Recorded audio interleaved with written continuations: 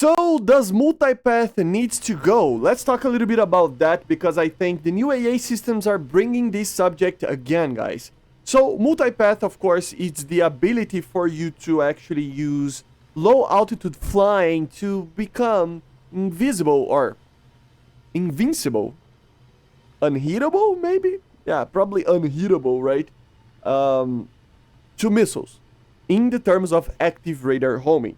And with the addition of the SAM-T, the Buck M3, and the Sky Saber, which are both, a very novelty weapon just because of the range that these weapons and energy and turn capability, even a little bit of anti-air missiles can do. But also, it's a novelty because it is the first, not the first, but one of the firsts, active radar homings. Of course, we have already the M120, but never with these amount of performances we had at such a missile, right? So although, for example, the Buck or the SAM-T or whatever, they're gonna be the best AA systems in the game, they still use the active radar homing seeker, so it means that if you fly low, you're not gonna be able to hit anything. If the enemy flies low, basically, right? Even if you're using, or the other way around, right? So at the end of the day, does multipath needs to go?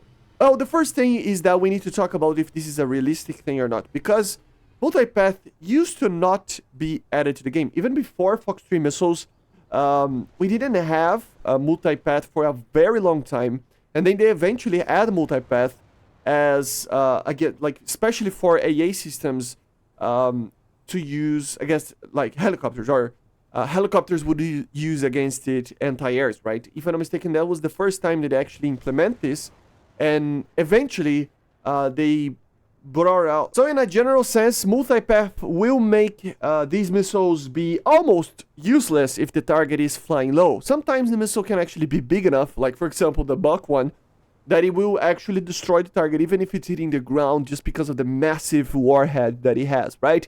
The Phoenix sometimes can do that, and some missiles, if they hit, close enough, the shockwave can do some damage, okay? But in a general sense, flying below 60 meters, which is the overall meter each, like the amount of meters that you have to fly to make multipath works, you are pretty much invulnerable to any of these missiles. So does we need to actually remove this? The thing is this realistic, as I was talking about? Yes and no at the same time. Yes, multipath is something that can happen, okay? But let's be honest, I'm pretty sure, and this is very hard to actually confirm by modern sources or anything like that.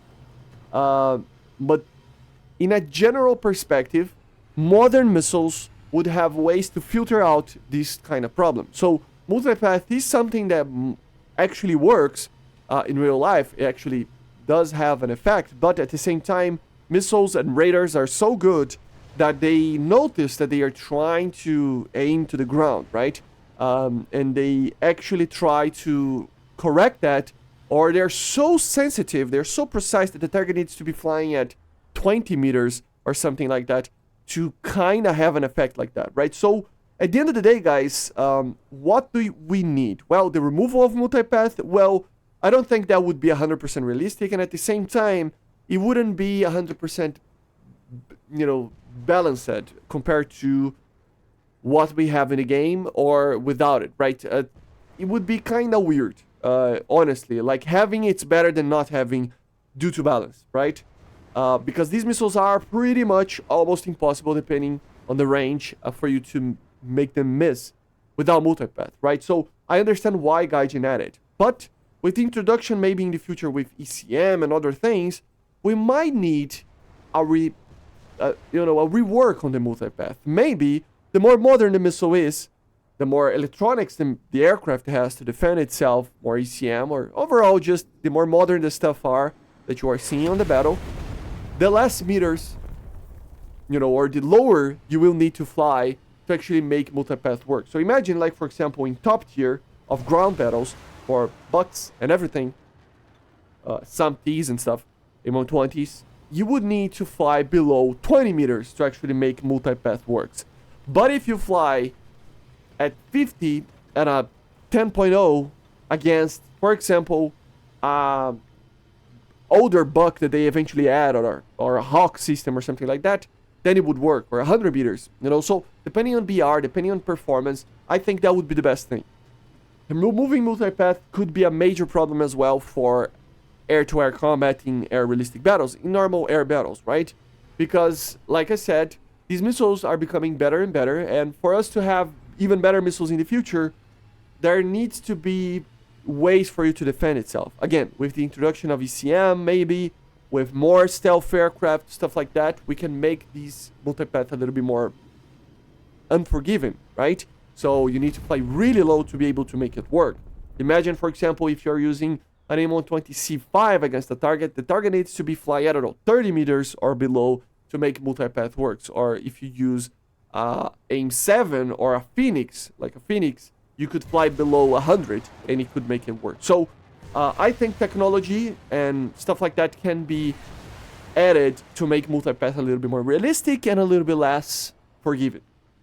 At the same time, a little bit more fun for everybody, right? This is my opinion. Maybe you disagree. Maybe you think multipath should remain on the way that it is, or multipath should be removed completely. You leave it in the comments, because I honestly want to know, because it's kind of a dividing subject, okay? This is my opinion. The more modern the missile, the better it will be, the filtering against multipath. But at the same time, it needs to have something, right? So this is my opinion. I think that would make people play more of BVR. It would make the EZAs a little bit more effective. It would bring more reasons for them to add seed missiles, for them to add ECM and stealth capabilities.